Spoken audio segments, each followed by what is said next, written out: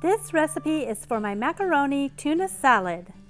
So for the macaroni salad, you will need 12 ounces of, got a piece of celery on there, 12 ounces of macaroni. I just measured it out at 12 ounces because I had a 1 pound bag here.